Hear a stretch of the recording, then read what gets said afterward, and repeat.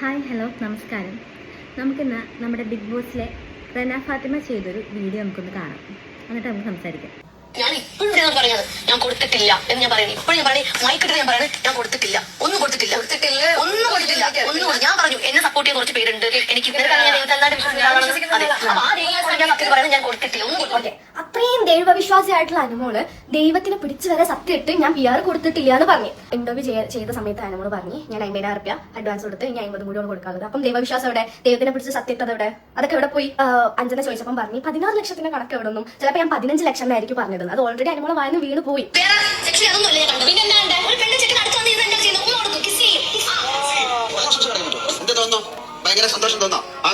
Like Anumol അവിടെ പറഞ്ഞി, അതായത് ഒരു ആണും പെണ്ണും ഇങ്ങനെ ക്ലോസ് ആയി വന്ന് നിന്നാൽ എന്താ ചെയ്യുക, കിസ് ചെയ്യുന്നത് അവിടെ അസ്യൂം ചെയ്ത്. ഇതിനെ പറ്റിയിട്ടൊന്നും അനുമോളെ ഫാൻസിനൊന്നും സംസാരിക്കാനോ എക്സ്പ്ലെയിൻ ചെയ്യാനോ ഇത്രയും ഫേക്ക് അലിഗേഷൻ വെച്ചിട്ട് ഒരാളെ ഡിഗ്രേഡ് ചെയ്തതിനെ പറ്റിയിട്ട് പറയാനോ ഒന്നുമില്ല. പക്ഷെ വേറെ എന്തെങ്കിലും നമ്മളൊക്കെ അനുമോളോട് ഒന്ന് വിളിച്ചാൽ ആൾക്കാർ വരും, നിനക്ക് എന്ത് തരുമോ, നിനക്ക് അവളോട് അസൂയല്ല, നീ എന്തൊരു വിഷമാണ്, നീ ഒരു കട്ടപ്പാണെന്ന് പറഞ്ഞിട്ട്.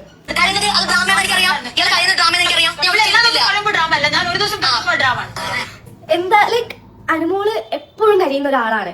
അപ്പം ജിസയിൽ ഒരു പ്രാവശ്യം കരഞ്ഞപ്പോ അത് ഡ്രാമ. അപ്പൊ അനുമോൾക്ക് അറിയാം കരയുന്ന ഡ്രാമ ആണ്. എന്നിട്ടും അനുമോള് കരയുന്നത് ഡ്രാമ എന്ന് നമ്മൾ പറയുന്ന സമയത്ത് ആൾക്കാർ എന്താ പറയുന്നത്, ഒരു പെണ്ണിന്റെ കണ്ണീര് നിങ്ങൾ ഇത്രോളം വില കൊടുക്കുന്നത്, നിങ്ങൾ എന്താണ് ഇങ്ങനെയെന്നൊക്കെ.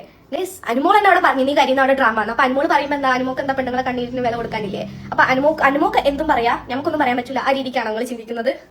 കുക്കിംഗ് അതാണ് എന്റെ ഹോബി. ഞാൻ ഉണ്ടാക്കുന്ന ഫുഡ് എന്ന് പറയുമ്പോൾ ഈ ചൈനീസ് അറേബ്യൻ ഫുഡ് ഉണ്ടാക്കാറുണ്ട്. സൂപ്പറായിട്ട് ഉണ്ടാക്കും. ഞാൻ എന്റെ പൊക്കുന്നല്ല കിട്ടി, ഞങ്ങൾ പുറത്തുനിന്ന് മേടിച്ച് കഴിക്കില്ലേ, അതിനേക്കാൾ നല്ല. ആദ്യം തന്നെ എനിക്ക് പറയാനുള്ളതെന്ന് വെച്ച് കഴിഞ്ഞാൽ ഇതിലെ റെന ഫാത്തിമയുടെ ഈ റെന ഫാത്തിമ എന്ന കണ്ടസ്റ്റന്റിന് സത്യം പറഞ്ഞു കഴിഞ്ഞാൽ ഞാൻ ഈ പ്രോഗ്രാം തുടങ്ങിയ പിന്നെ എനിക്കറിയാവുന്നത്, എനിക്കറിയത്തില്ല, എനിക്ക് കുട്ടീനെ കുറിച്ചൊന്നും അറിയത്തില്ല. പക്ഷേ ഈ കുട്ടിയുടെ ഗെയിംസും കാര്യങ്ങളൊന്നും എനിക്ക് പേഴ്സണലി എനിക്ക് ഇഷ്ടപ്പെട്ടില്ല. ഫസ്റ്റ് 2 വീക്സ് ഭയങ്കര വെറുപ്പിയിലായിരുന്നു. പിന്നെ അത് കഴിഞ്ഞിട്ട് കുറച്ചങ്ങ് സൈലൻ്റ് ആയി. 100 ഇഷ്യൂ ഒക്കെ കഴിഞ്ഞപ്പോഴത്തേനും ആളങ്ങ് സൈലൻ്റ് ആയി. പിന്നെ 50 ഡേയ്സ് കഴിഞ്ഞാൽ പക്ഷേ എനിക്ക് എന്നാൽ ആ കുട്ടിയുടെ അടുത്ത് പ്രത്യേകിച്ച് താല്പര്യമൊന്നും തോന്നിയിട്ടില്ല, ഇഷ്ടമൊന്നും തോന്നിയിട്ടില്ല, ഒന്നും തോന്നിയിട്ടില്ല. കാരണം ഓർത്തിരിക്കാൻ പറ്റുന്നില്ല. ആകെ എനിക്ക് തോന്നിയത് ഒരു 100 ഇഷ്യൂസ്, പിന്നെ എല്ലായിടത്തും ഇങ്ങനെ എടുത്ത് ചാടുക, അങ്ങനെയുള്ള കാര്യങ്ങളൊക്കെ തന്നെയാണ് തോന്നിയത്.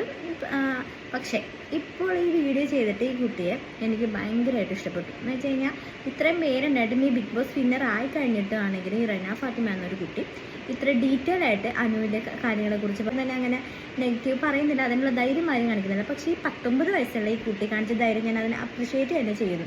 ആരും ഒന്നിനെയും പേടിക്കാതെ എല്ലാ കാര്യം ഉള്ളതുപോലെ തുറന്ന് പറയാൻ കാണിച്ച ധൈര്യം ഐ അപ്രിഷ്യേറ്റ് ദാറ്റ്. അപ്പോൾ നമുക്ക് പറയാനുള്ളതെന്ന് വെച്ചാൽ ഇപ്പോൾ ഇതിനകത്ത് നമ്മൾ ഓൾറെഡി കുക്കിങ്ങിൻ്റെ കാര്യം നമ്മൾ ഓൾറെഡി പറഞ്ഞതാണ്. അപ്പോൾ അതിൻ്റെ അടുത്ത് പിന്നെ നമ്മുടെ അനുമോള് അത് കഴിഞ്ഞിട്ട് വിൻ ചെയ്ത് കഴിഞ്ഞിട്ട് വന്നിട്ടും പറയുന്നുണ്ട് ഞാൻ അതൊരു തള്ളിയതാണെന്ന്.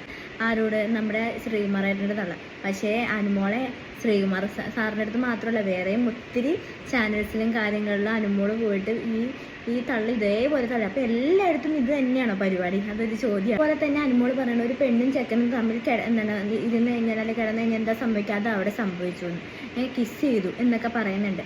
അപ്പോൾ അനുമോളെ സ്റ്റാർ മാജിക്കലൊക്കെ എന്തൊക്കെയാണ് കാണിച്ചു കൂടിയേക്കണത്. അതുപോലെ തന്നെ എത്ര പേര് ഈവൻ അത്രയും വലിയ സംഭവങ്ങൾ നടന്നിട്ട് ഈ ബിഗ് ബോസിൽ വിന്നറായപ്പോഴത്തേനും എന്താണ് ഉമ്മ വെച്ചിട്ടുണ്ടല്ലോ. അതുപോലെ തന്നെ നമ്മുടെ ഈ കുട്ടി പറയുന്നുണ്ട് അഭിലാഷ, ശരി, അതൊക്കെ കണ്ടപ്പോഴാണ് നമ്മൾ വിചാരിക്കുന്നുണ്ട് അപ്പോൾ ഇവൾക്ക് അതൊന്നും ബാധകമല്ല, മറ്റുള്ളവർ ചെയ്താലാണ് അവൾക്കത് ബാധകമാകുന്നത്. ഈ അനുമോൾ ചെയ്ത് കഴിഞ്ഞാൽ അതെല്ലാം റൈറ്റാണ് അല്ലേ? അപ്പോൾ അതൊക്കെ എങ്ങനെ ശരിയാവണത്? അതൊന്നും നമുക്കൊരു വ്യക്തത കിട്ടുന്നില്ല. അപ്പോൾ അനുമോളുടെ ഫാൻസ് ഇതിനൊക്കെ ഒരു ക്ലാരിറ്റി തരണം ഫസ്റ്റ് തന്നെ. എന്തൊരു റീസൺ വന്ന് കരഞ്ഞപ്പോൾ ഇതിന് അനുമോൾ പറയുന്നുണ്ട് ഡ്രാമയാ ഇപ്പോൾ പറയുന്നുണ്ട്. അതൊക്കെ ഉള്ള കാര്യങ്ങളല്ലേ, ആ ഡ്രാമയാണ് ഈ അനുമോള് പറയുന്നുണ്ട്. അപ്പോൾ അനുമോൾ ഫുൾ ടൈം അതിനകത്ത് കരച്ചിലാണല്ലോ. അപ്പോൾ കാണുന്ന ഞങ്ങൾക്കത് ഡ്രാമയായിട്ട് തന്നെ. ആകെ ഒരു തവണ എങ്ങാണ്ട് കരഞ്ഞ ഈ നമ്മുടെ ജിസയിൽ കാണിച്ചത് ഡ്രാമ.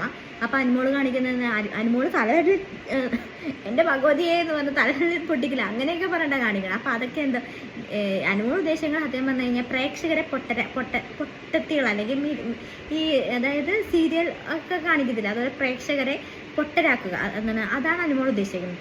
പൊട്ടന്മാരാക്കുക, അതാണ് അനുമോൾ ഉദ്ദേശിക്കുന്നത്. അപ്പൊ അനുമോൾ അതുപോലെ അത് അനുമോൾക്ക് വോട്ട് ചെയ്ത് തരാൻ തന്നെ അത് ആയിട്ടുമുണ്ട്.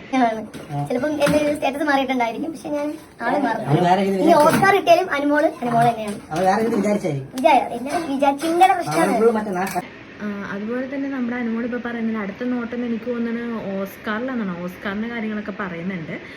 മേ ബി വേണമെങ്കിൽ വിനു പറഞ്ഞിട്ടുണ്ടാകും ഞാൻ നിനക്ക് ഓസ്കാർ വാങ്ങിച്ചു തരാം, അങ്ങനെ എന്തെങ്കിലും